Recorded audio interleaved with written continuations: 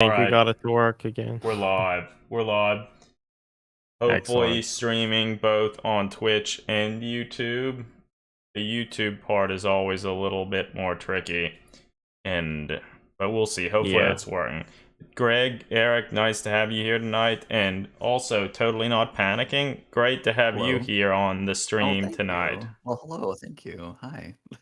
Yeah, no, it is exciting. And amazingly, it does look like we are live on YouTube as well. So that's Titans good. Of industry. Yeah. Yeah, we had it for a while. We had that for a while, but then I don't know, they changed some settings, and then every time it's like, oh, I think we fixed it, but then starting up the next stream, it's like, nah, we didn't happen. Didn't happen. We got there though. We got there. I mean, it wasn't. Got there in one. Beautiful. Yeah, I mean, it wasn't difficult to do. It's just. Oh, don't undersell it. Well, I mean, it wasn't intuitive. Well, put it that way. It's not intuitive. That sounds like it's difficult. I don't know. Yeah, maybe. Well, regardless, it's working, so yeah, that saves me a slight amount of time. Good. Afterwards. Good. But also, yeah, no. I was gonna mention, word on the street is you've painted nearly all of the Bone Forest miniatures. Is that true? I have painted all of the Bone Forest miniatures. That's ridiculous. Yeah. The big box is right back there. It's such a good box. It's a really heavy-duty box. It is. Did you get the special extra model? If you I did. This little dude. It's the only thing I've done is I took it out and filled a couple bubbles. That's what I looked. That's what I looked like when I got it. Yeah. Yeah. Right. Okay. The so box that's amazing. is really nice, high quality, but god damn, it is like as big as my house. Yeah, I know. It's quite large. You get bang for your buck. Thanks, Will. Yeah. Appreciate it. Yeah. But I can't even imagine painting all that stuff already. I mean, but it's cool you did it. So like, once you attempt to play it, like having all the stuff painted and ready, like that's totally nice. I've done that on a couple of occasions where I'll like paint everything, I'm like, okay, now I'm ready to play, and then I never play. So hopefully I get to play this one. It looks fun. So that is always a risk. But I'm Meandering Shade is in the chat saying that their Bone Forest game is still in the delivery box. That I understand completely. I got it out of the delivery box and then gave it to Eric. Yeah, you son of a bitch. That's the pipeline that you need. You can't curse that. That's good. Yeah. Packer, that's important. Yeah, it's true. It's true. But yeah, and just going through all the stuff. I sleeved up all the cards though. Oh, there you go. Protected. Yeah, so they're ready. Don't do them raw. Just rifle shuffle them. Yeah. Oh my god. Yeah. No. Right. All right.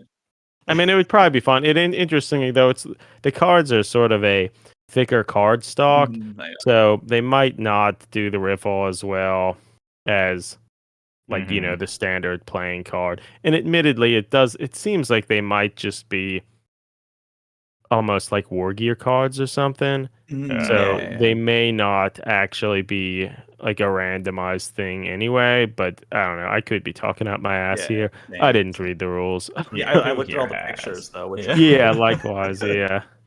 God, it is. It has quite the aesthetic. Yeah, it's so good. It's so good. Yeah, It's like, show me the pictures. Somebody tell me a story. I don't live with my mom anymore, so it's tough. But it was brave of them or Wilhelm to decide, you know what, let's make a miniatures game where absolutely everything in it is ugly and repulsive. Like, let's go completely away from the normal direction of having like some good looking characters, or at least characters that you can somewhat relate to. Let's not do any of that.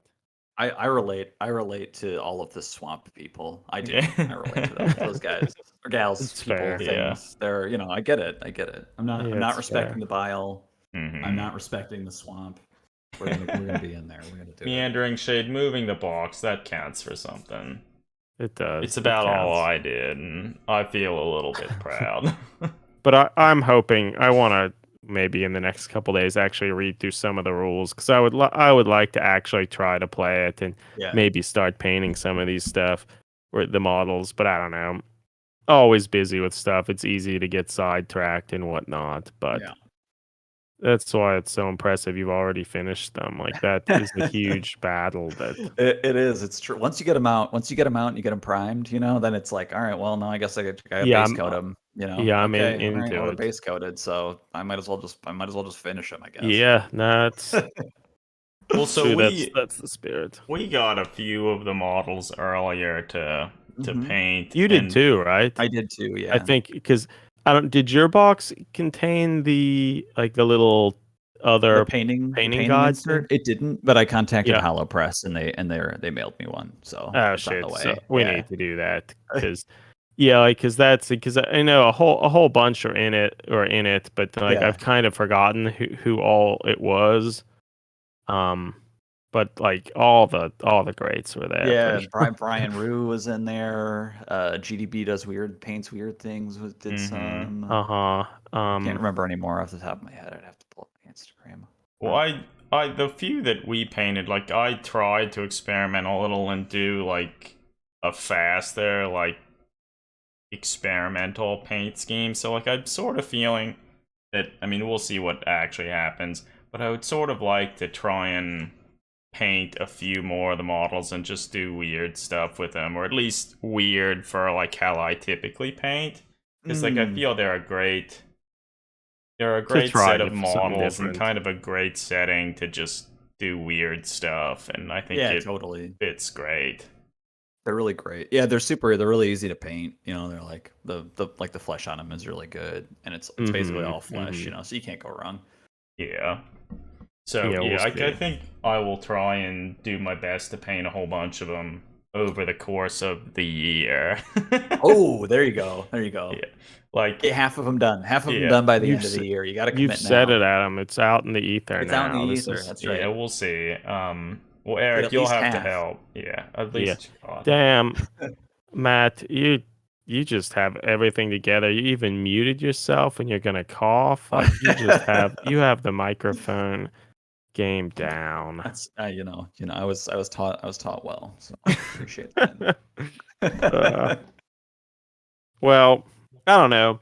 Maybe with all this, do we want to just try to get into the podcast proper, and so we can? Baby. Yeah, because otherwise, I feel we could just kind of babble on and perhaps touch on, some of the things before I actually do the recording portion. Yeah, let's do it. Oh, it looks like Johnny's here. That's good. Nice to have you here. Yeah. But yeah, so all right, if people are ready, I'm gonna. People are just rolling in. Amazing. Roll on in. Yeah. I think it should be a good show, and amazingly, as professionals here, I'm gonna actually click the record button. Oh, that's good. Crucial. Yeah. It doesn't always happen. Sometimes, well, you need to clap in, or are you okay? Yeah. Yeah, I think it'll work. All right, you'll manage. All right. We're true professional over here. Yeah, it's ready. All right, so I'm gonna start recording and go into this. Sure. Hello, everybody, and welcome to Dragged into Turbolasers, a miniature wargaming podcast from the people behind the blog Between the Bolter and Me. This is episode 98, and as always, I'm your host, Eric Wire. And I'm here with my two brothers, Adam Wire. Hey, everybody. And Greg Wire. Hey, everyone.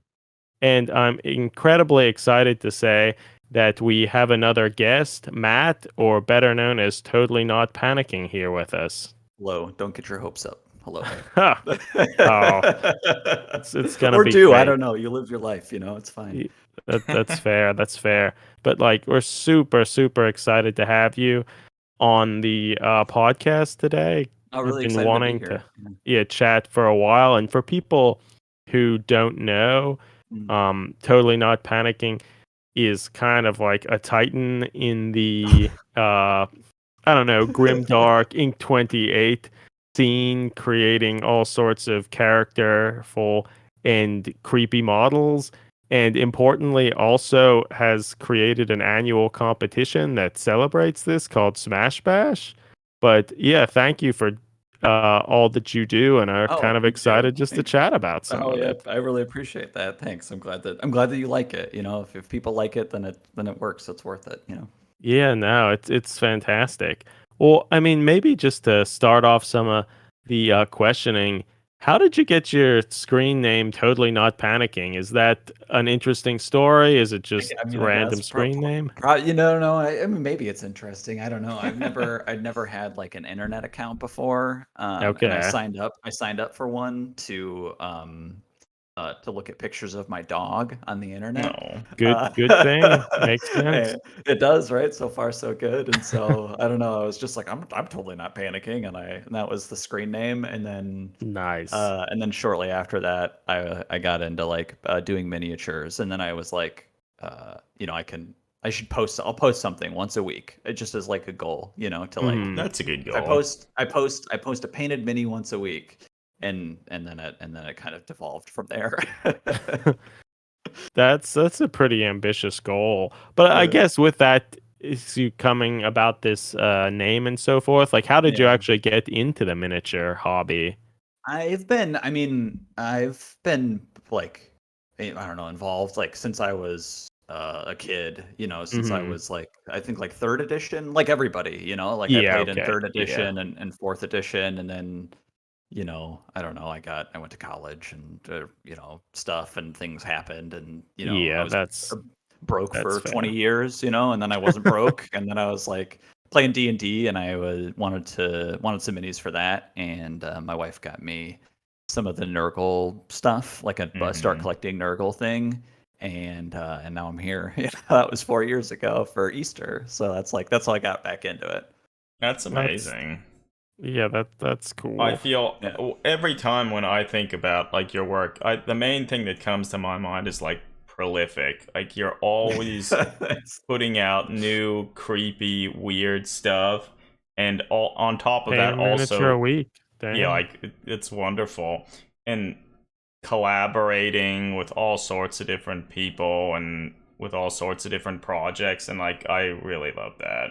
Oh, that's so good. I mean, I like it too. I think the best part about the hobby is like all the different people that you meet, and like getting like working with a bunch of different people, and sort of kind of like seeing what you can cook up together, like creatively. And that's what everything was about from my perspective at the start, and is still. Is just like like get hyped to make things that you're hyped on. And then other people get hyped about it, hopefully, and I think for me, the work that I'm the most excited about is just kind of like getting stuff out there, which is why I'm prolific. I'm prolific because I'm not tight or technical, I'm like super loose. But it works, like it works for me. And so I just like don't take my time, so it's. Yeah. Here's a question. So you said you started around 3rd edition, which is 40K, which is basically when we started as well. Yeah. Were you doing interesting, crazy model stuff back then, or were you just building Space Marines and playing the game to the best? I was building Space Marines like everybody else. I was getting what chapter? What chapter? Chaos, obviously. Okay, that's fair. I was gonna say probably Ultramarines. Everyone loves a good Ultramarine. That's true. We all do love a good Ultramarine. Yeah, I think Chaos. I had some like Nurgle stuff. And then and some like Iron Hands, I think the metal dudes with the hazard stripes, those.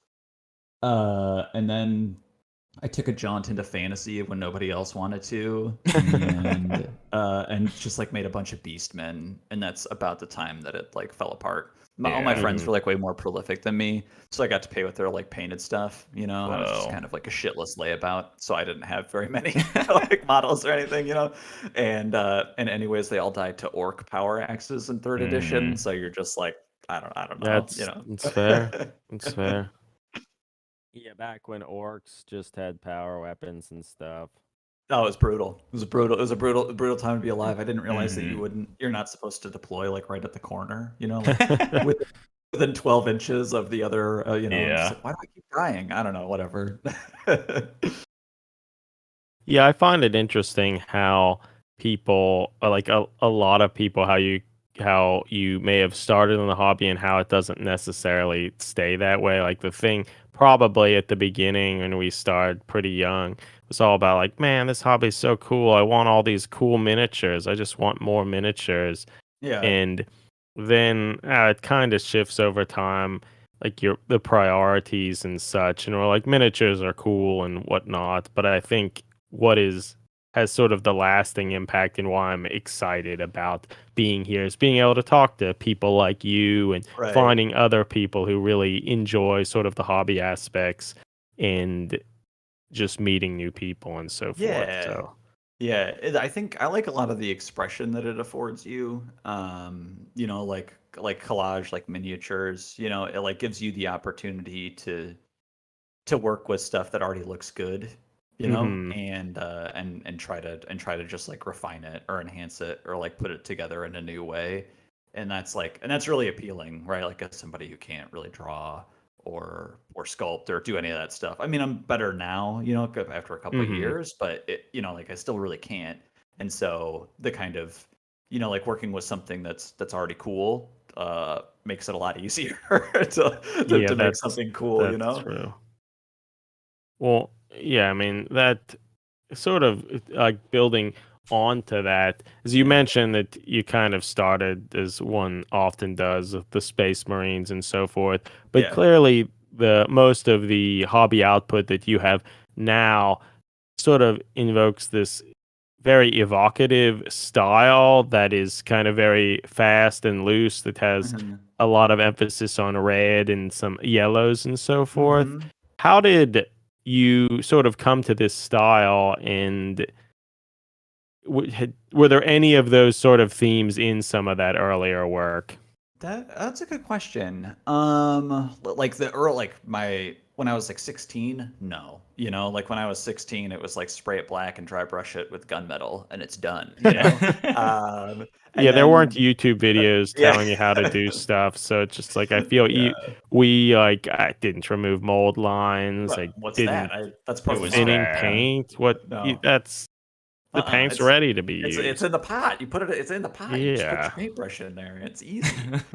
Yeah. Yeah, so you can imagine, you know, like my models look like everybody else's. And then like when I, you know, when I restarted, you know, it was like, Mhm. you know, I like everybody else kind of like went on YouTube and like looked at a bunch of different tutorials and stuff and like tried to really copy what I saw there. And so that was like you know, like I found a bunch of used Citadel paints, like some like on like a Reddit or something like that. Somebody was getting out, and I was like, I'm getting in. I'm gonna Mhm. buy all Yeah. these fucking things, you know. So I bought like 300 Citadel paints or whatever, and I was just like, this is a fucking nightmare. I can't deal with this. Like I can't Mhm. deal like 8 shades of green. I can't.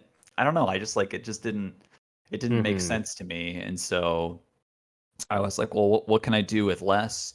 And then uh whose blog was I reading? Maybe I'll describe it and you'll know who it is that I'm talking about. He does like he doesn't post often. I think he does horror for Games Workshop, horror writing for Games Oh, Workshop right now. Ex Bruticus, Profundis? ex Profundus. Ex Profundus, Brutus, Jake. Yeah. Yeah, so I like read one of his blogs about he had like swamp elves, I think. Swamp Mhm. elves. Mm-hmm. Mhm. That was the Yeah, one. yeah. I read the swamp elves thing and I was like, holy shit. Holy shit, this makes so much sense to me. Yeah. So, you know, because he's like, I don't want to paint for very long. Ugh, this looks horrible. You know, like, oh, this Yeah. is garbage. Whatever, it's done. You know, I'm done. And I'm like, oh, this guy speaks my language. So, so yeah, so I tried. You know, so it was just sort of like that's kind of that for me. That was sort of when I got like when I started to like find what worked for me, and then what let me ultimately find my own style was sort of like doing that and kind of like moving away from all these different colors. Like I got an airbrush. I like kind of like followed his method, and then I like moved away from Mhm. airbrushing, and then I moved straight to oils, and then only oils, and then some, and then like you know acrylics with like an undercoat, and then like you know oils. Like so, yeah, just sort of like a lot of experimentation, and just like the way that I work is to just sort of like not be afraid to fail, not be afraid to have it like look bad or to have it not go well, and that lets you that just lets you do so much more, when you're not ultimately worried about the end result, when you're just sort of like, oh, I wonder what it would be like if I did this, or oh, I wonder what it would be like if I did that, and that's sort of like making decisions like that is what got me here. Just like, oh, maybe this works, right? And like 9 times out of 10 it doesn't, but once it does, and you're like, oh, this works, I'll keep that. I can take that forward or whatever. No, that's good. Would keep me from maybe doing some of that is like I spend so much money on all these models. That the hardest part is getting past how much money you spent on it. It really is. And what actually helped me get past the amount of money that I spent on minis was to buy used ones. Assembled used minis are like the way to go, 100%, right? Because like somebody's already done the hard work of like putting it together, which I hate putting minis together, and they've probably got the bits already, and you can have those. And so you buy like an army lot, it's like $200 on eBay, $100 on eBay. You get some like random shit, and that's like, and then it's like it doesn't, right? Then it's not like I spent $45 on this character enslaved over assembling it and removing old lines or something. Yeah. Right. And now I'm gonna just like dig into its head with my hobby knife. That's not good. Well, and one thing, I think a lot of us at least struggle to some extent about that sort of fear of ruining something. I certainly do. I think in a lot of cases, like the miniatures are cool, they're well made. You'll probably, if you just go and do it, you'll probably surprise yourself, is at least what I have found. Totally. In that it's difficult to get something beyond salvageable. Absolutely. Absolutely. Yeah. The amount of times I've like cut something off and had to glue it back on later. Also, right? Like you already have all the skills to fix it, so like don't worry about it. And also, it's worthless once you take it out of the box, so who cares? Yeah. Also, another thing that I think is, for me, I know since most of, I guess, my style and all that other stuff is like super intricate and like lots of sculpting and all this other stuff. For a long time, I was convinced that I was going to destroy it. But then after, I've now gotten to the point where I'm mostly past that.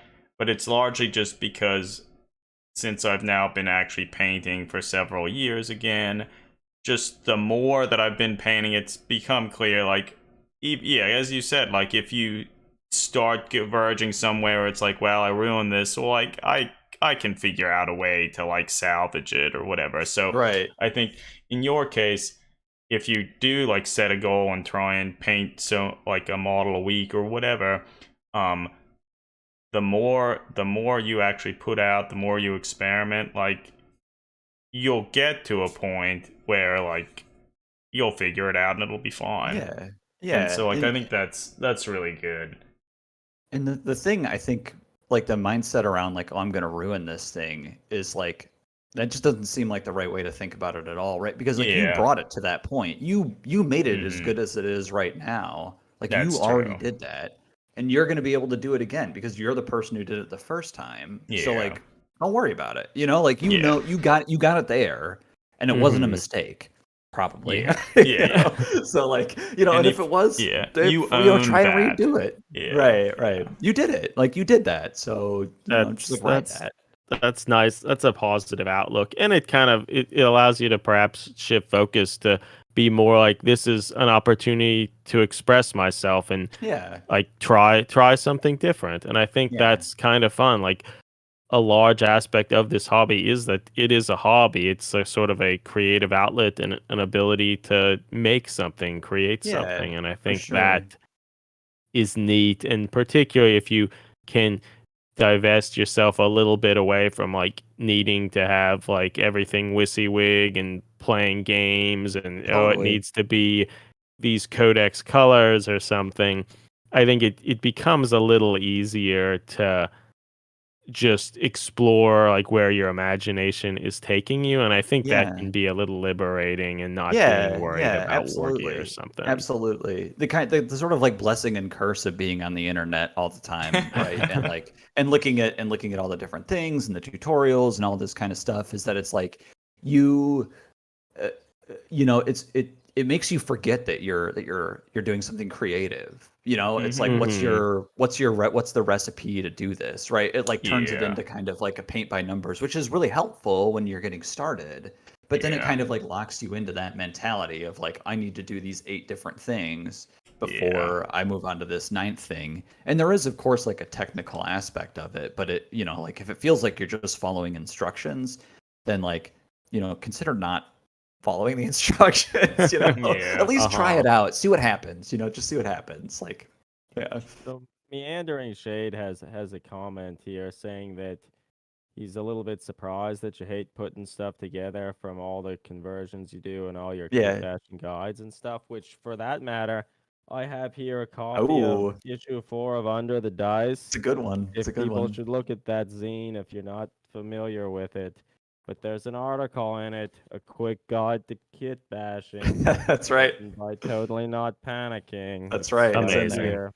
It's in there. You can get it for free on the Smash Bash website as well. But you should totally support Steve, the guy who runs South of Heaven, the guy who put that together, South of Heaven, and No Clear Coat, and Terry, who's at Stonejaw. I think those are all their Instagram handles. They're all like they're all super super sweet DIY dudes, and they know what's going on. I mean, when I ordered these, Steve even wrote a nice note to me. Oh, see, there you go. Yeah, absolutely. He's a nice guy. You should order that Under the Dice. When I said I don't like putting I don't like because like there's like you have to get the model to a certain point before, like from my own perspective, right? Like I need a torso or something like that, or I want some legs.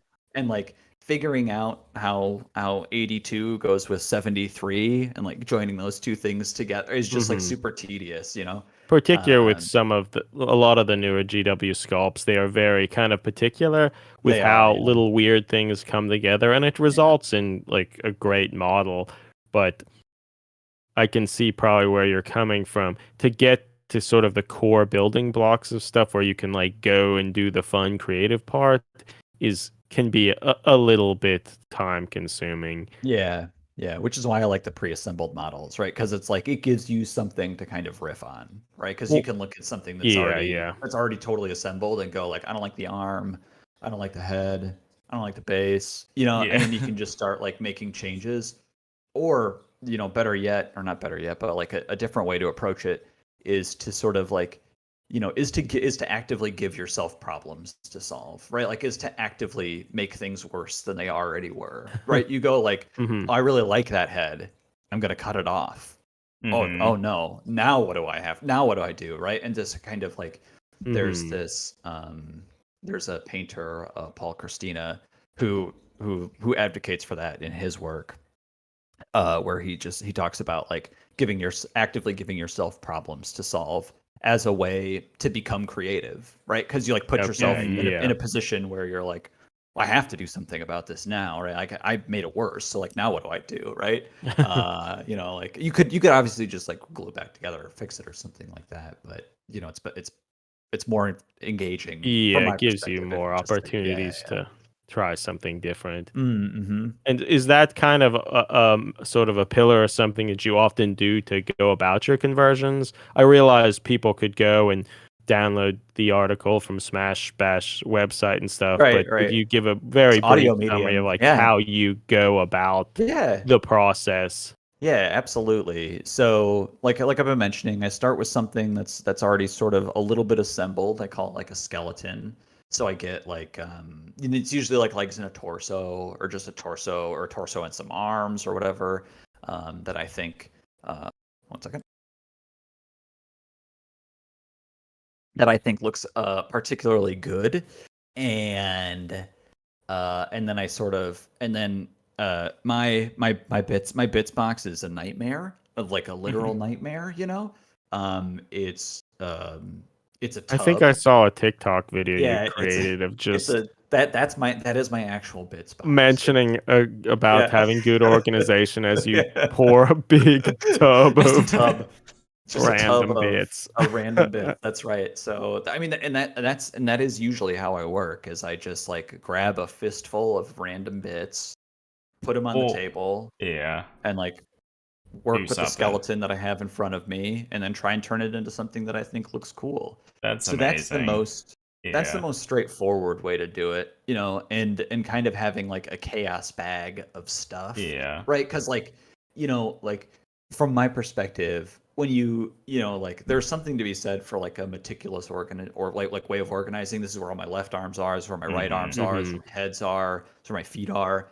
But like if you have all your like there's my shoulder pads, if you have all your stuff situated like in that kind of like where you've already defined what it's going to be, then that sort of like cuts you off from the kind of like the imaginative possibilities. I sound like a twat, but like the sort of like the like right the space that opens up if you're like, well, maybe the shoulder pad could be a head, maybe it could be a like, chest piece or This is similar. I feel Weirding Way has maybe a similar perspective, and he sort of talked about using and looking at the bits from like different perspectives to see, can you recreate something and reimagine it in an interesting way to get a different shape or a silhouette. And I think that is good, because as you're saying, you're not like organizing it with the preconception of what all this stuff has to be and how you need to use it. Yeah, because that makes it harder for me to sort of like to work with it, right? Because then you're like working against something that you sort of already have like headcanon, you know, like this is what this thing is, and like, you know, even if you can move away from that, you're sort of like you're starting from a position where you kind of like hamper yourself, I guess. If your goal is to just sort of like make something weird, you know, I think that can sort of get in your way. You know, the counterpoint to that is that like I've recently started doing a lot more like commission work for like, you know, for people who like want to. I'm always willing to sell anything that I make, because like I don't play games with it, you know, I just make it because I think it's cool. But like, you know, some people are like, I want, you know, like I had to do like 10 plague marines in a very particular way, and working the way that I work is not an ideal way to make 3 plague marines with a bolter and 4 with a plasma gun. You know, it's just like, you know, I was able to do it, obviously, or not obviously, I was able to do it, but just not your standard. Well, style. Not my standard, but it's another problem, you know. It's another sort of like, well, how am I gonna do that? Like, how do I get to that from where I am right now? So, well, I mean, even some of the stuff that like I've for a long time now gone on a kick of like trying to make things smaller and whatnot, and oftentimes I'll have sort of an idea in my head, like, oh, you know what, I need this one piece for this like little firearm, and then it's just get a big, like I have big bags of just random pieces and stuff, and start looking through them, like where's a general shape that's small enough that I can use. And so like for a lot of the stuff, it's just like, well, I cut off this tiny little piece of plastic and reshaped just a little bit. So like you can also use like sort of a similar idea to do very like almost like very planned things as well. Totally. And like it's very cool. So another question, like if you would go and buy like some new models from like Games Workshop or something, do you ever keep the stuff in the box, or do you just like pull it out and just cut off the pieces and like put them in your tub in like the little that's exactly what I do. I just that's like amazing. Because I think that the, you know, like the sprue is sort of like a convenient way to store it, but it's not a convenient way to work, you know, because you have to like, and you sort of, from my perspective, you have to fight against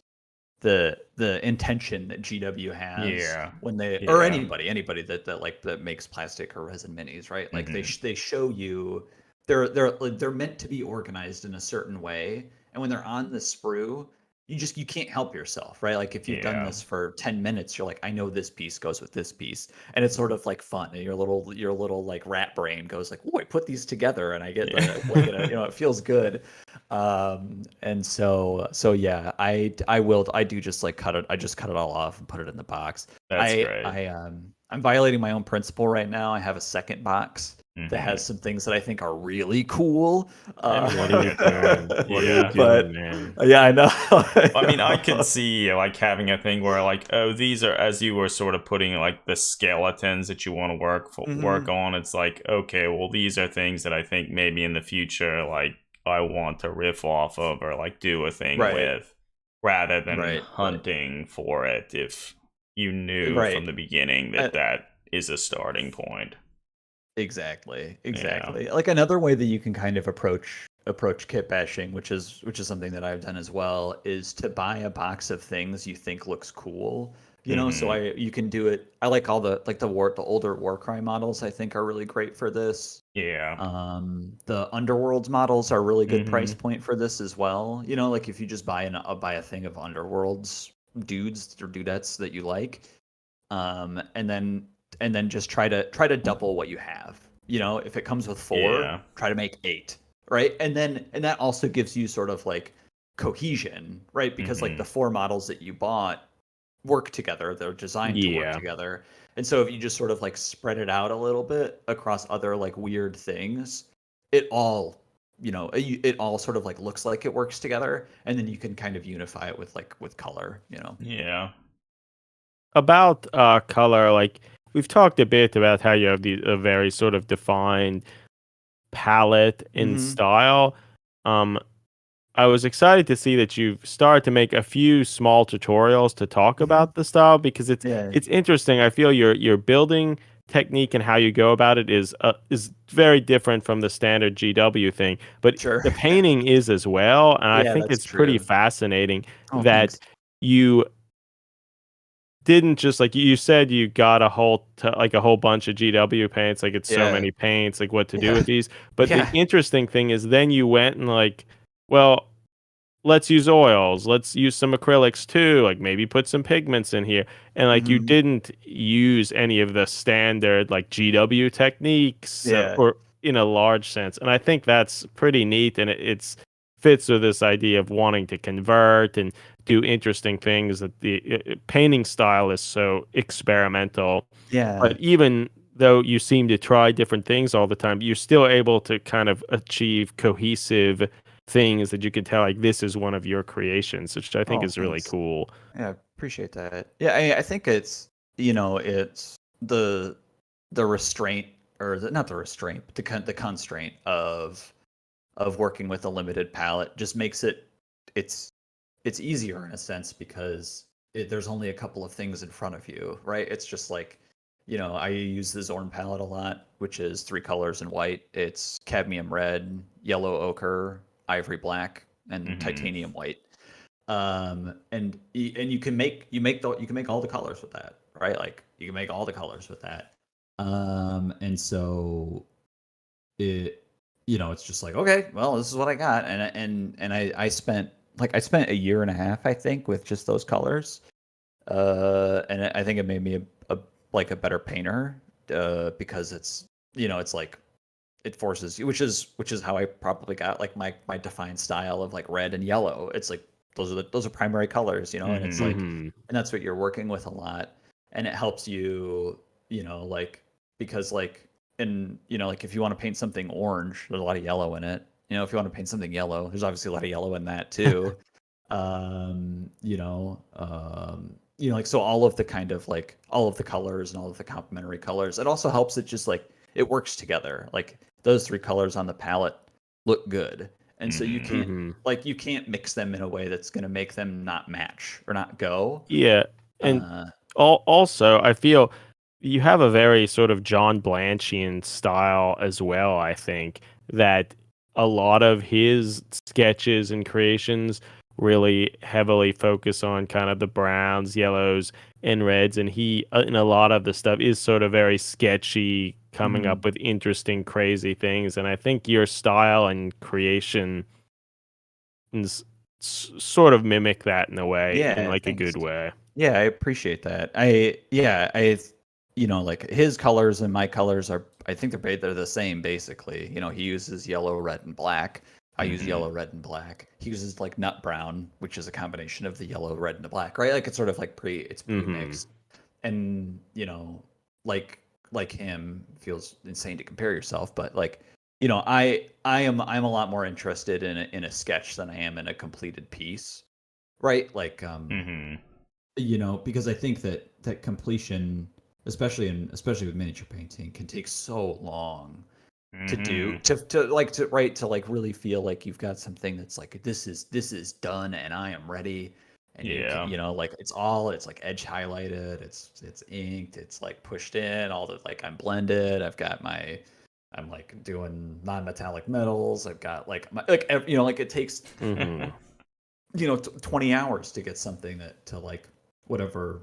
Yeah, like you could spend like days, 4 years. hours painting the model's boots or something. Right, exactly. Yeah. Right. And like that's, for me, that's not interesting. Right. It's just like I don't have the patience or the capacity to be able to do that in a way that's like fulfilling for me. But what is fulfilling is sort of just like, oh, this is neat. Let's see what happens here. Okay, cool, done. Like, all right, let's paint it up and see what. Okay, all right, done. It just sort of like giving yourself those kind of like arbitrary time limits and sort of like seeing what you can get accomplished in that time frame. There's some stuff that I've spent like more time and some stuff that I've spent less time on, but it's not having to feel like it's this is like I have to spend 20 hours on this model because it's like my centerpiece or whatever. Yeah. Spend 2. See what happens. Like I don't know. Like it's like, again, like to earlier points, like what's the worst that happens? You have to spend 2 more, I guess. But like, how far can you get in 2 hours? This all's talking about this sort of style.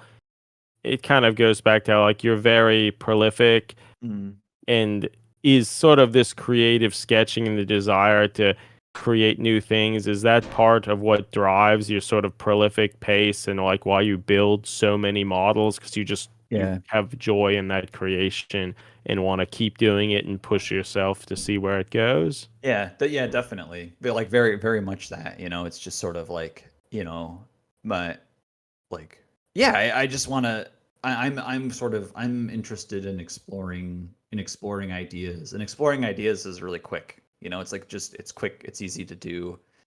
Because again, you've got like, you're working in 3D collage, right? Like all of the component pieces are there. You have to assemble them.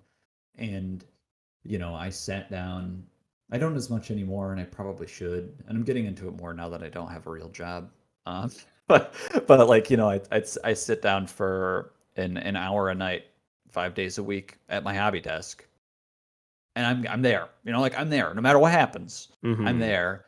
And so, like some nights you harness it and you go ham, and other nights it's like been an hour and you're like, thank God. But sitting down and making the space to sort of like to be creative and to kind of do that, if it's an hour, if it's 30 minutes, if it's once, just sort of like being like, I'm gonna do this.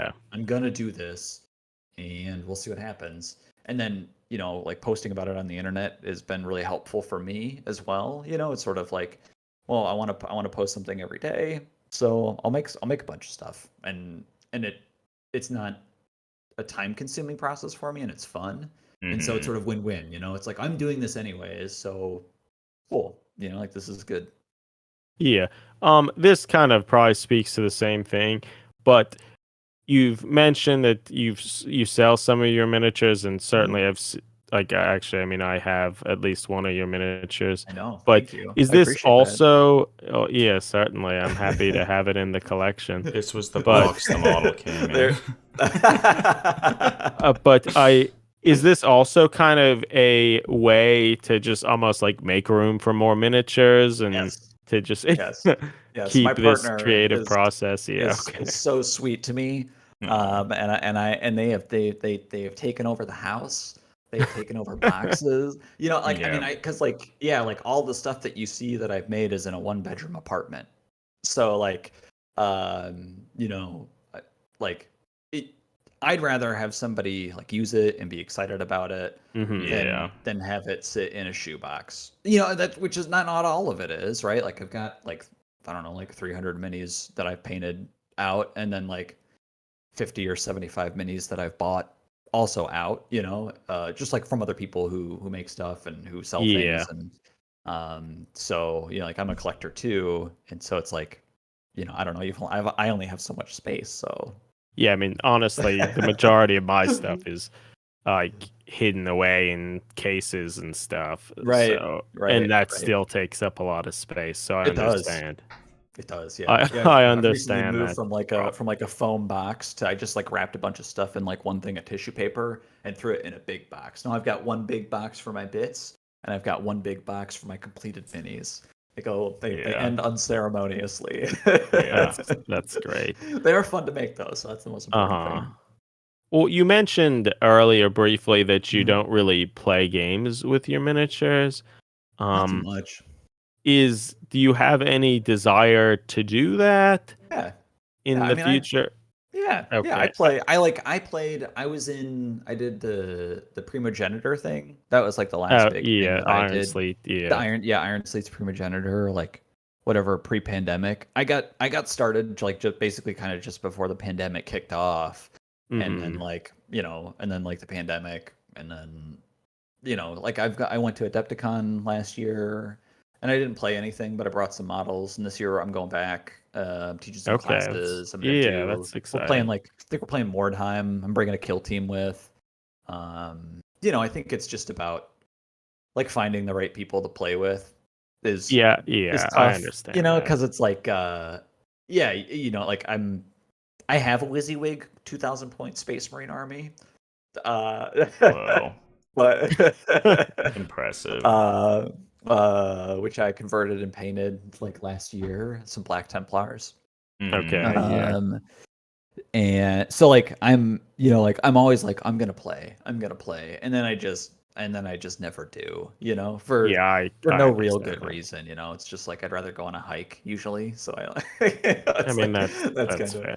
But yeah. yeah, I guess to me, like, I mean, I would like to play more games, but it just doesn't really happen. But at the end of the day, the thing that interests me most, probably, if there is going to be any playing stuff, would be kind of smaller, like events and stuff with other people who are excited about converting and painting and Yeah. stuff, just to Yeah. have fun with like-minded people and such. And it also kind of gives you a reason to create something cool and Yeah, whatnot. absolutely. Absolutely. Events are a really great way that was a really helpful way for me to I made a bunch of stuff for events that I wasn't invited to when I first got started.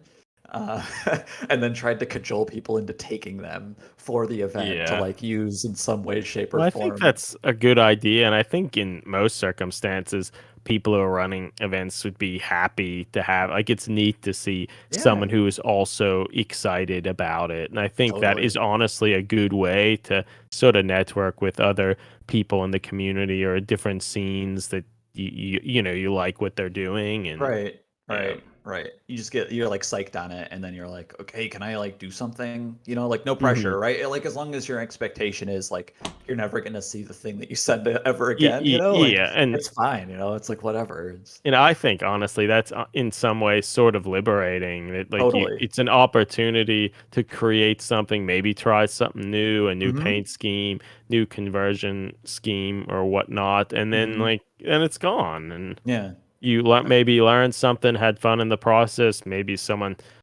then enjoyed the miniatures, but it doesn't have to like take up space in your life anymore. right, exactly. You know, because like even the stuff, even some of my like most favorite minis, where I'm like, I'm gonna keep that one. I really want to keep that one. I've held onto a couple of things that I'm just like, this is really cool.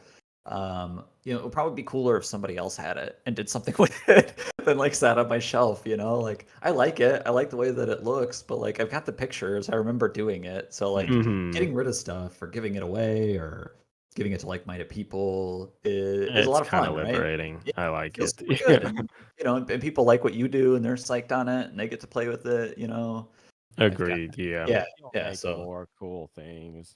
Yeah, exactly. And you just make more stuff. It's fun. Well, I guess we haven't talked about it much, but um, and this sort of fits with kind of your excitement about creating, but you actually created an annual contest. I did. It's happened 2 years and probably coming up on the third, called It is. Smash Bash. That's right, Smash And Bash. it is a contest that just celebrates kind of the weirder side of the hobby with different crazy, interesting conversions and such. How did what spawned this, and Sure.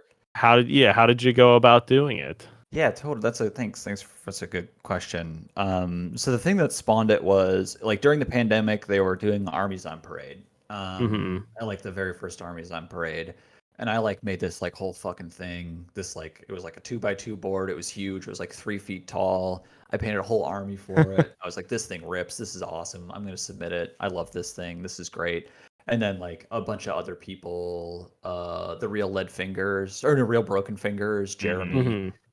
He did some stuff that was like super sick, and a bunch of people just went to the fucking pavement on this stuff. And I was like, oh, this rules. This is so good. All this stuff is so good. I'm not gonna win, but like somebody that I know is somebody who did something awesome is gonna win. He made a Titan that was like 4 feet tall, like crashing through buildings, and they were like, and like and they do like the like announcement thing, and like didn't like no mention of it. And I'm just like, it was just so frustrating, because it was like, I realized that Armies on Parade, for better or for worse, is a way for Games Workshops to sell minis, right? Is for them to like sell stuff, right? Like they want to see their kind of modified armies as there's a some way, modification, of course, and some stuff, right? Like I get it, right? Like there's some like, but it's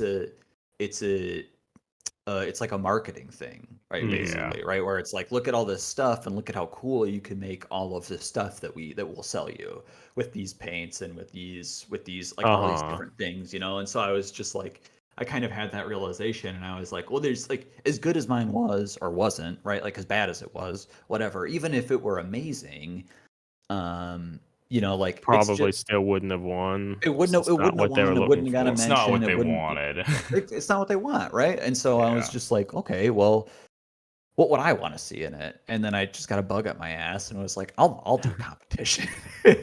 I'll do something. And you did it. I'll do it bigger and better. Yeah. It was smaller and worse, but I don't know. Well, at least to me, it is a whole hell of a lot more interesting. And like hell, you even got the one artist to create statues and stuff, like Hannes Rhodin, which and that makes it like also kind of like Golden Demon, but like one that I actually care about. Right. Exactly. One that like it because I love sort of the creation, seeing the weird things people can create that aren't just transcribed in a rule book or whatnot. Right. And so I feel like this kind of like is the 28 style competition to see like the things that I think are cool, absolutely, and aren't just to sell a model. But how did you, in the subject of the trophies, how did you come into contact with the artist and like start that process? I was just creepy, just slipped into his DMs, I was like, Hans, I love your stuff. I bought some stuff from him before. Okay. He made like a big kind of like plague demon thing, and and like a bust and a couple of other things. And so I bought some just like casts from him, and then I was like, hey, could I commission you to like I just kind of like explained to him, hey, like I'm doing this hobby competition. I want there to be statues for it. Like it'd be sick if I could like pay you to make these things for me. And he was like, yeah, let's do it. So I paid him, and he made me some statues, and he like cast them for me. And so they're that's amazing. Like, they're so good. They're really, really good. His work is really good. You can commission him to do like bespoke stuff. I know he sells some of the stuff that he has, so you should totally like buy it. He does like really big, really expressive, like loose horrors, basically. Yeah. He's got some not horror stuff, but like I think he's got a board game coming out too sometime. Oh, that's in fun. In like a year, I think Kari Clotty from Instagram. He painted some of them up. So so I just like So I talked to him about the statues, and I talked to Anna Plancic about like she's made minis for it every year. So I commissioned her to make some minis. I commissioned like the other who else? There's Hollow Bones on Instagram. Blake Holland. He did a bunch of the art for it. My friend Troy Nixie, who I met through the internet, he's a comic book artist. He did this year's poster. He's gonna be doing all the awesome little pins, the enamel pins. Also, damn, like you went all out. Also, that's another thing that I love about it is it's encouraging people to just do whatever weird stuff, whatever you want to do. Do something, and it'll be cool. People will like to see it. But then, in addition to that, just almost like the promotion and stuff behind it are just a whole bunch of other artists doing weird and cool stuff, and I just love that. That's good. Thanks. Because it's like the only way that something really cool is going to get made is if you make it. Right? Like, and that's true sort of like across the board for like all of the hobby stuff, right? Or like you have to have more money and time than sense, and you can do it too. Like that's sort of like that's just like that's how it went for me. I was just like, I want to do this, and I don't care what it costs, and I don't care how much time it takes, but I'm gonna do it. And then I did it. It's amazing. Yeah, you certainly did. Yeah, it's wonderful, and thanks. Yeah, just really, really nice. Yeah. It's good. I'm glad, and it brings a lot of different people together. I know a bunch of people like kind of like get together and like talk about it or build about it, and it's a way to sort of like the kind of like ethos of Armies on Parade, but like you don't have to use GW stuff. You can, right? But it's not like I'm not trying to sell you anything. You can buy things from me. I don't care. Like I make stuff that you can buy, right? But it's never. I'm not like that's not what it's for. It's for like it's for its own sake, right? Ideally, it's for its I mean, in my most like idealistic moments, I'm like it's for its own sake. It's just like it's a reason to get people excited to do something weird, and then there's a trophy at the end. That's kind of also cool, right? weird and cool, which is also weird. Yeah. I love how you kind of thought of something that you liked or thought was sort of missing from the hobby, and just took it upon yourself to do it. Like, it's one thing to complain about how, like, oh, Golden Demon is so prescribed, or you have to do it in this way or whatever, whether that's true or not. And you just made the thing like you wanted to see. It is a very kind of do-it-yourself punk ethos. Makes me think of like Black Flag and some of those punk bands and SST records and such. Like, we can why do we need a major record label or something? We can just do it ourselves. We'll do it better, or at least different. Different for sure, and like you meet people and you get them on board and they're excited about it and they want to see it done, and it's like it's mutually reinforcing. But like in the hobby, as with everything else, you kind of have to be the change you want to see in the world. And so like this is something that I thought would be cool, and something that I thought would be like a lot of fun to do, and it was mostly, and it gets a lot it gets a lot of people excited to make weird things, which is cool, it's clearly resonated with people. This next year's gonna be really good. I'm excited to see. Let's see here, what do we got? When is it? It's gonna be I think on the 1st. February 1st. We should. Oh damn! It's close. Fast it's getting approaching. Close. Yeah, really it is. It close. is fast approaching. I have to remind myself that it's fast approaching because I have to do some stuff for it still. Well, I can't wait. Yeah. So it's so that's kind of what brought it about, and I'm just excited that people like it. And I hope that people continue to like it and continue to make weird things and get psyched on it. Yeah, no, I'm certain they will. Awesome. Yeah. Well, like we've been, it's approaching an hour here now, and I think we've had some pretty fun and interesting conversations. Maybe to start like wrapping things up, are there any major projects or things you're working on now that we should look out for or be excited about? Obviously, Smash Bash 3 is Smash Bash kind of the 2023, looming baby. thing. Yeah. But is there anything like you're excited to be working on or try? Or... Yeah. So I just painted the Bone Forest, all of the whole Bone Forest box. So Amazing. I'll be posting Putting us to shame. that. Oh no, it's no shame. I just like I said, I just have low standards. So yeah, I painted that, and then thank you. And then what else do I have? I've got a bunch of the. Honestly, I don't know. I like Smash Bash is really like the thing that that's gonna occupy my time from here until July, basically. So I don't have any concrete plans. Ooh, they're at Adepticon. We're playing Mordheim. And if you're going to Adepticon, you should come play Mordheim with us. Just like DM me or DM Steve at South of Heaven. And we can give you like details or whatever, or you can join us in the Discord, which we'll link like later or something. But the In Rust We Trust Discord, we're gonna be playing Mordheim, so I'm building a Mordheim warband. Hell yeah! And the real question: what warband? What? I've got my Steve, because Steve knows the rules and I don't. He gave me two options. I've got I've got a Marienburg. That counts as Marienburg. For some like shooting and some guns, and then I've got a possessed, obviously. So I'm building the possessed one first, and then I'm gonna build the Marienburg one next.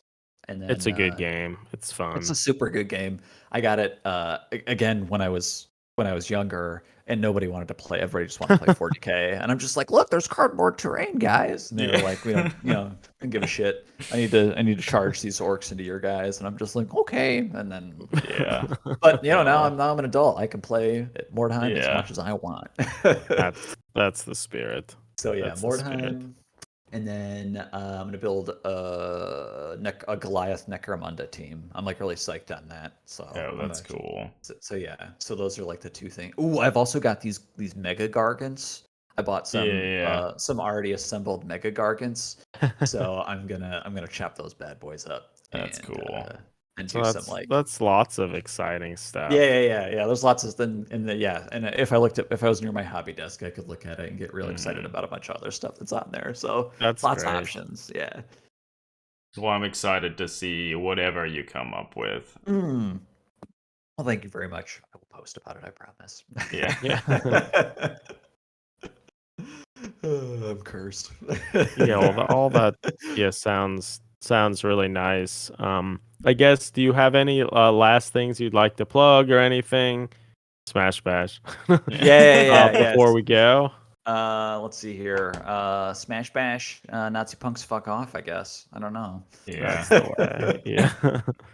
I hear you.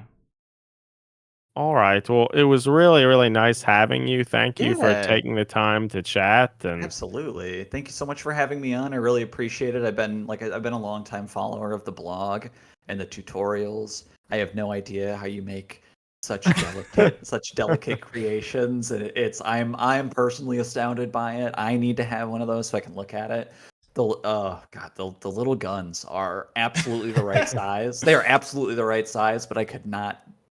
Not in a million years could I do that. So each time I just have to make them smaller and smaller. Absolutely. How tiny can you go? There's a couple people that are into like 15 millimeter stuff, and I'm just like I couldn't possibly. So small. So really, thank you so much for having me on. I really appreciate it, and for all that you do for the hobby and for the community. The magazine that you guys put out is obviously amazing with a bunch of the people. So yeah, super good. Yeah, well, thank you. Yeah, and it would be fun to have you again on sometime, perhaps to talk about Smash Bash or one of the new maybe even how Mordheim turns out. Yeah, absolutely. I'd love to tell you how my possessed fled like cowards on the field. Yeah, or like died in ignominy, like your warband leader falling into a well or some shit. Yeah. If I'm lucky, if I play my cards right, they will all die gloriously. Yeah, that's good. That's good. Yeah. All right. Yeah. Well, thank you again. Thanks again so much.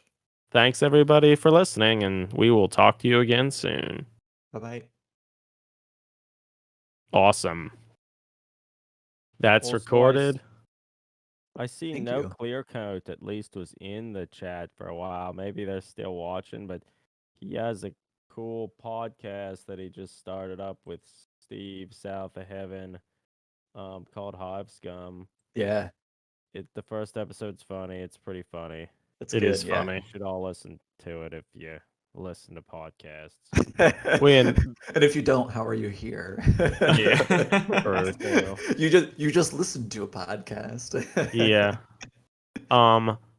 Yeah, because they're the people I think that you're going to be playing Mordheim with and such. Same They're guys, also yeah.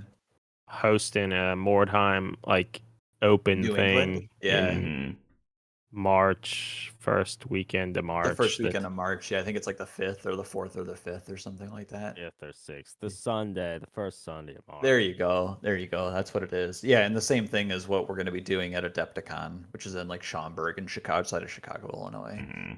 So I think Yeah, it's we just like still a haven't continuation of gotten to that. Adepticon. Like I feel as so many You're people East like Coast, right?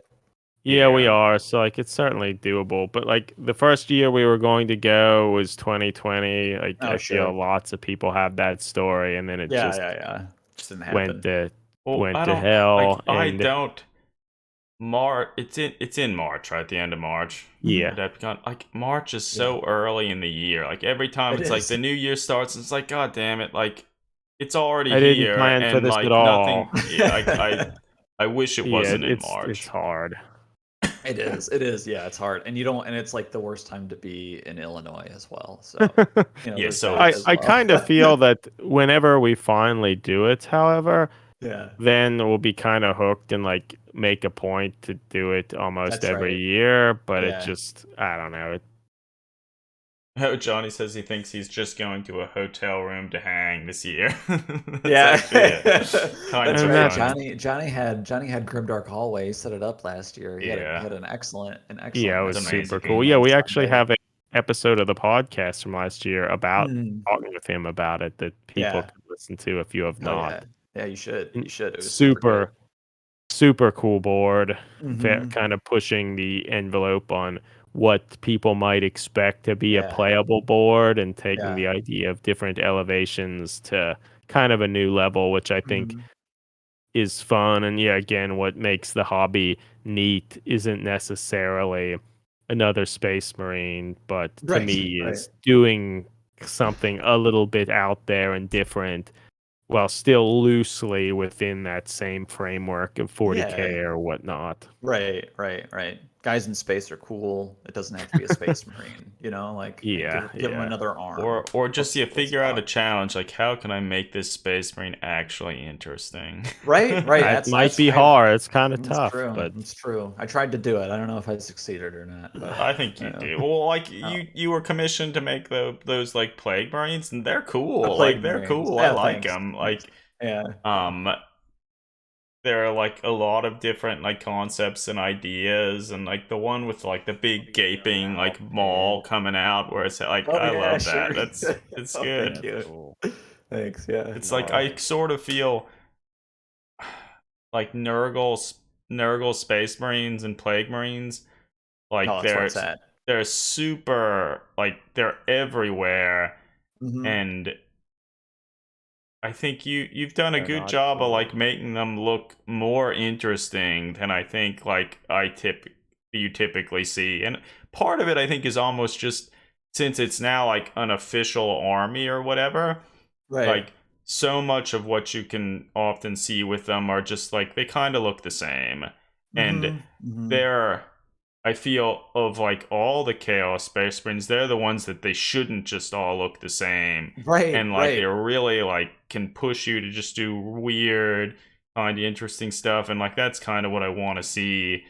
And like even some of the ones you have, like they kind of look more similar to like a normal Space Marine, and like having that variation, different Totally. like levels of degradation and stuff, like I think really helps.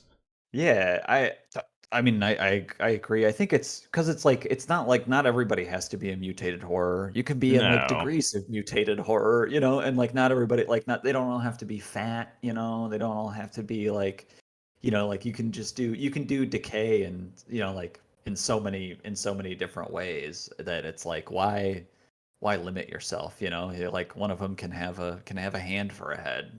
One of them can have an actual human head that doesn't look too decayed at all, but has like super weird armor or something. It's just like I don't know. It's it's the lore is just like a jumping off point, right? For something more for something interesting.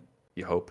Sputnik Television in the chat says he's doing an internship at Fat Shark, so the people that Or is the applying people for one, maybe. or they're the people that make Dark Tide and stuff. Tide and stuff. He's asking Oh, 3D modeling a bolt gun. What should he do? Well, one thing, don't make the bore fucking huge. So like the barrel opening where the projectile comes out, like you have to imagine that a projectile is coming out of that, and then imagine the size of the projectile and how it would fit inside a magazine. Like a lot of the bolt guns that you see have like the opening coming out of that barrel is like so big you could stick a fist in there, and that shooting out really soda cans. That doesn't really and then the make magazine attached to it isn't even big enough to hold one of the rounds that it's apparently shooting. So it honestly, like, I feel bolters should look well. They should have a stock. They should have front and rear sights. Like, they should can be you usable. actually, Adam, come find a picture of the little conversion for the Mark 6 Marine somewhere on the blog? I feel, I mean, we made Adam's made lots. I feel, yeah, it's true.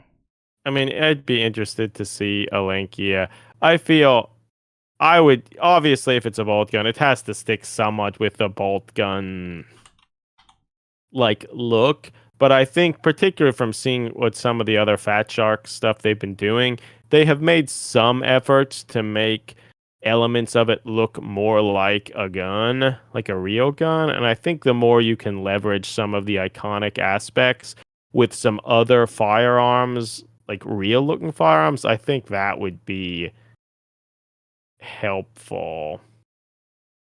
Yeah, I mean, I feel often a lot of the stuff, like, in most of, like, the bolters and stuff that I've converted, it's almost just like you take the general look of it, make it about half the size of the official one, and then just kind of add back some of the main detailing and stuff, and they still look like bolters. It's just now the model carrying it could actually carry it. Because, like, Space Marines, you'd imagine they're big and strong and stuff, but if what they're carrying is so broad and bulky that they can't even fit through a door, like, that's not helping them any. Okay, so they also don't have butts. This is so they can't pick anything up. Yeah, they don't have butts. Sadly. No butts. No butts. Yeah, it's no good. This bolt gun, like, it would be very hard to use a scope if you don't have a stock. Oh, that which admittedly they probably this is very much what the GW style thing looks. Admittedly, the bore and the barrel of this is quite good. Yeah. Like the size is actually somewhat reasonable, which is like much pretty much better. Well, yeah, so like good job. I still even think so, like, the magazine that it has, like, it could maybe fit like 10 rounds or something, which isn't a lot. And so, which like, I wonder, I don't even know what it is in Dark Tide, how many they hold. I've been playing it, but I've been playing as a psyker, so I can't get the bolt gun. I still feel like if you make the bore too much smaller than that, people are going to probably be like, complain. That's not a bolt gun. Yeah, I think you have done a nice job. You could consider moving. I mean, this is all just nitpicky details. The front sight is in the way of the scope. Well, just make it such that it can flip down and flip back up. Because, well, I mean, a lot of guns, if they have a scope, you can actually look through the scope and still use the iron sights. And so that's fine. It's just the front sight has to be small enough that it doesn't completely obscure your vision.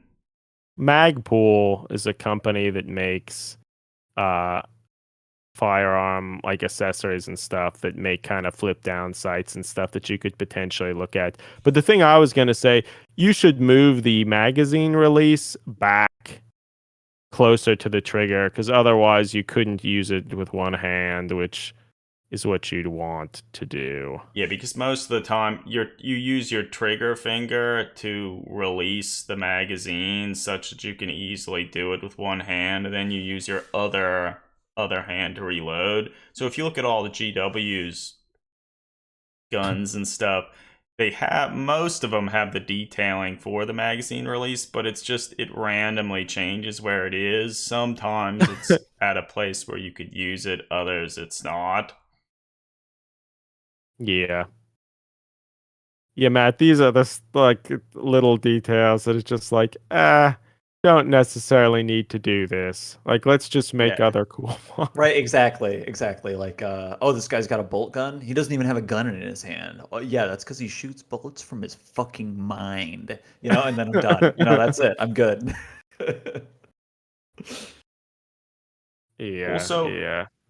I mean, yeah, people often bring up the notion that, like, the Marines have, like, targeting systems and stuff built in their visors and stuff, and, like, I can imagine they'd have that, but they would still want to be able to use the weapon if none of that was working.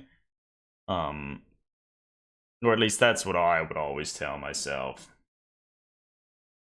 Oh, but one thing I would say about the magazine, like the magazine release, they switch back and forth between bolters where they put it. Sometimes they do it properly, sometimes they don't, as Adam kind of mentioned. So by you moving it back, I don't think anyone, like, they wouldn't think like, oh, that's wrong or something. And then maybe if there's some YouTube channel from like a British museum of like firearms and stuff, and they started to do the one of the main people there started to do YouTube videos talking about video games and like what is like how accurate are they in terms of firearms and such.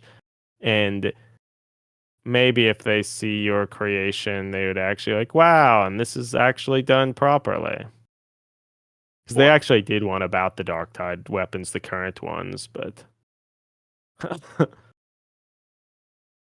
But I mean, I guess Sputnik Television, if you want us, like, you can email us about this stuff, and we can keep talking to you about it.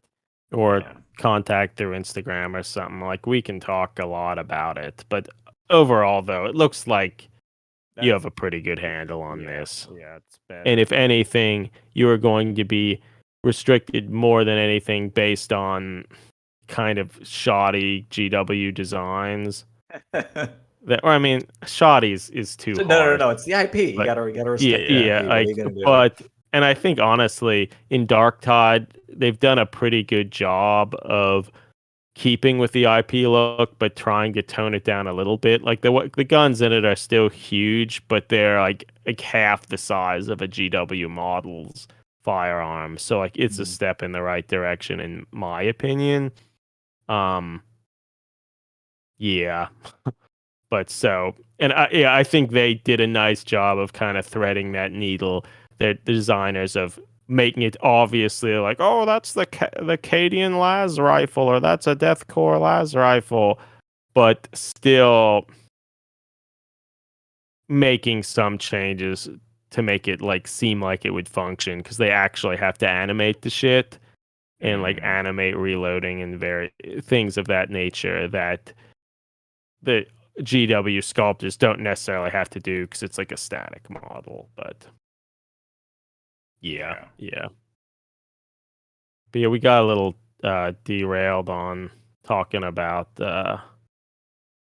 your stuff there, Matt. Sorry about that. Oh no, but you're gun people. I'm not. I don't know anything about it. It's fun to how many different aspects of the hobby there are. Exactly, yeah. Whether it's like playing video games, reading novels, 3D sculpting stuff, honestly, 3D printing stuff.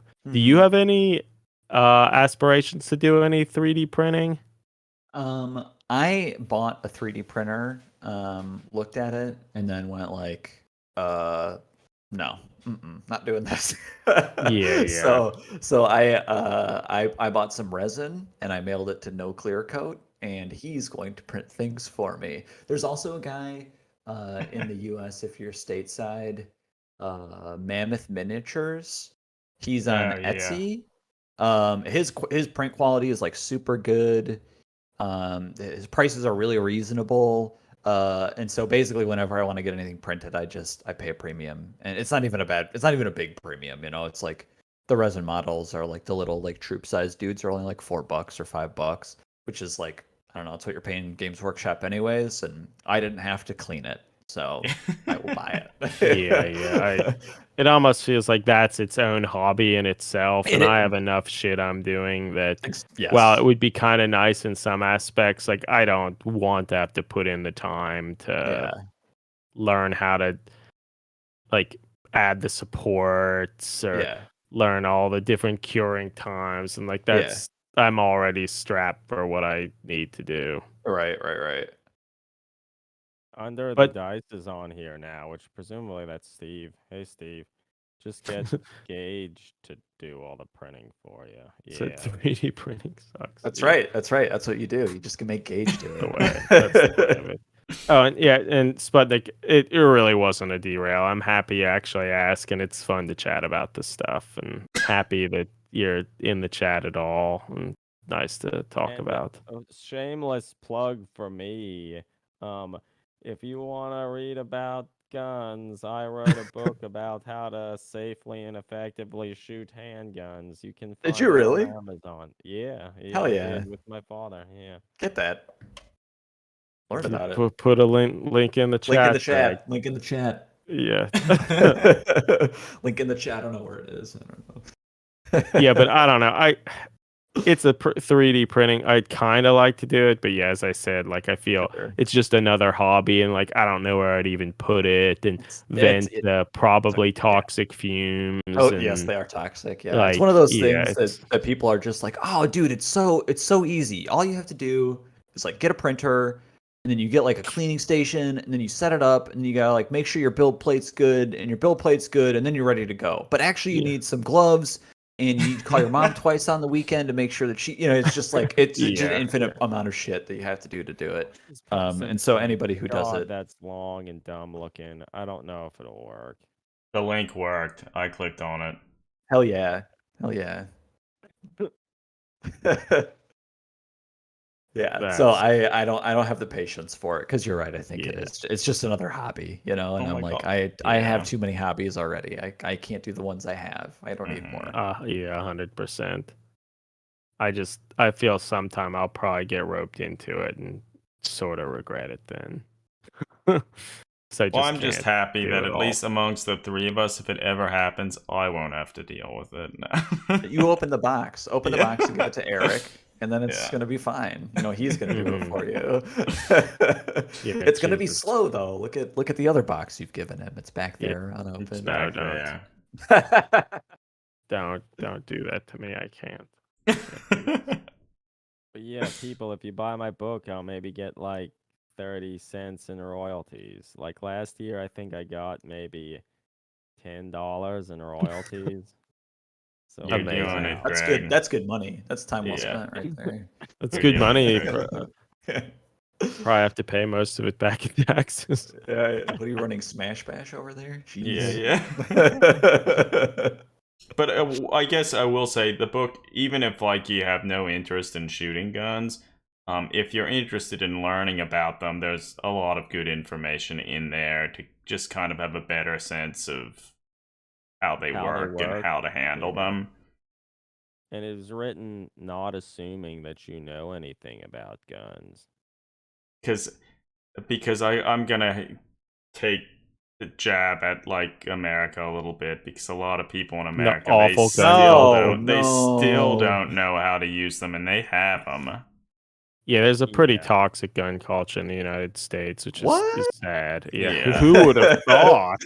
Yeah. Where's the evidence? A lot of people own them probably shouldn't have them. And the hope was by writing this book that some people would pick it up, read it, and learn how to be more responsible. And just or have like a reference for people as well. But yeah, because it's bad. There are a lot of problems here in the States. Yeah. I like guns well enough, but I kind of fuck guns too.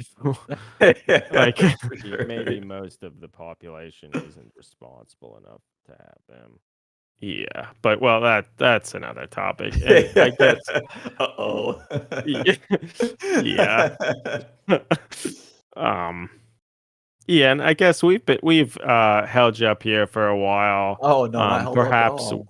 Perhaps we should think about closing the stream, but it was really fun chatting. And I need to be up tomorrow at like 6 right. to go to You work. all have adult jobs probably. I don't anymore, so. Yeah, I mean I'll probably get up at like 6 tomorrow, so it's getting closer to midnight. So we probably should call the stream to a close, but thanks again for joining us. We'll have to have you back because there are lots of things we can talk about, and this chat was certainly very informative. And I think I know even before this chat I talked with Eric about the notion of trying to paint some of the Bone Forest models and like try and bring myself to just try different things and be less particular than I normally am. And I think our chat tonight will certainly has sort of inspired me to think more about that.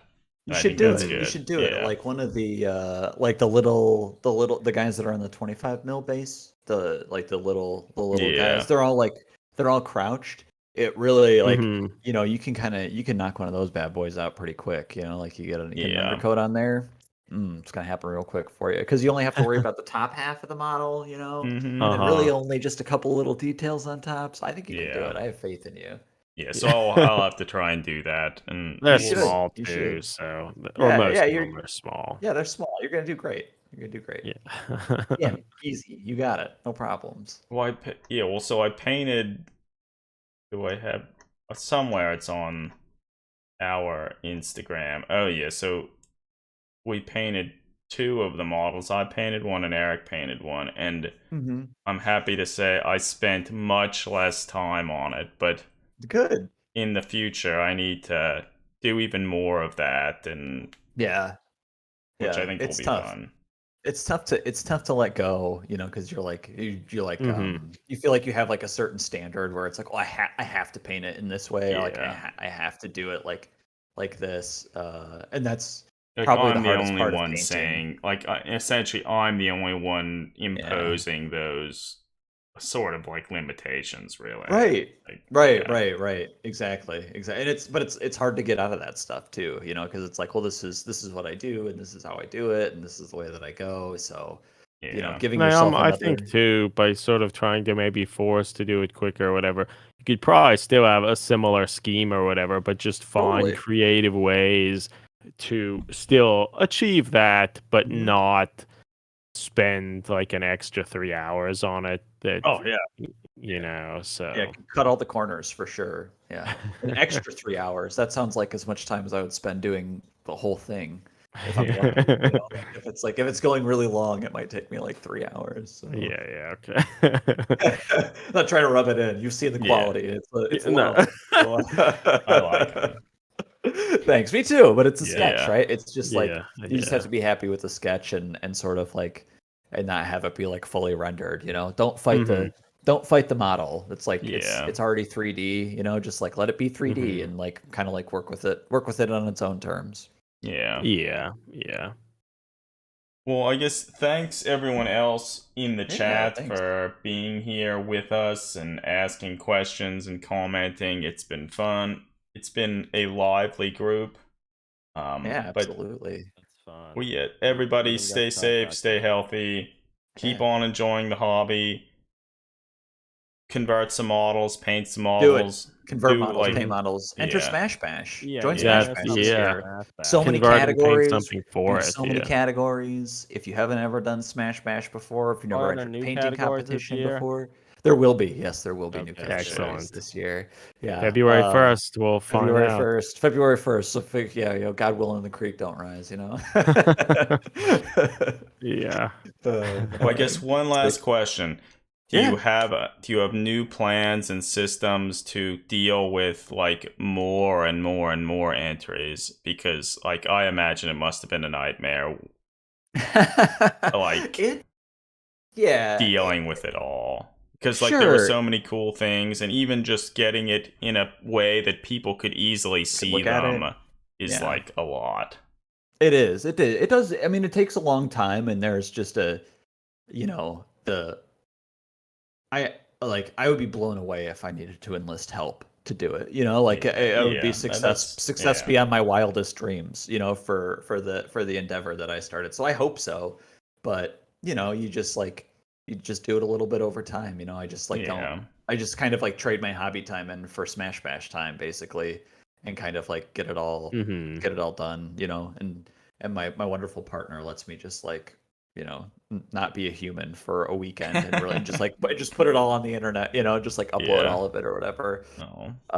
But yeah, just you know, it's the entries are over the course of usually like 3 months, you know, so you have a lot of time to kind of get everything started and kind of upload it and organize it and all that kind of stuff. So yeah. All right. Well, yeah. Thanks everyone again. We will talk to you again soon. Stay safe, stay healthy. Until next time. See you, everybody. See ya. Bye.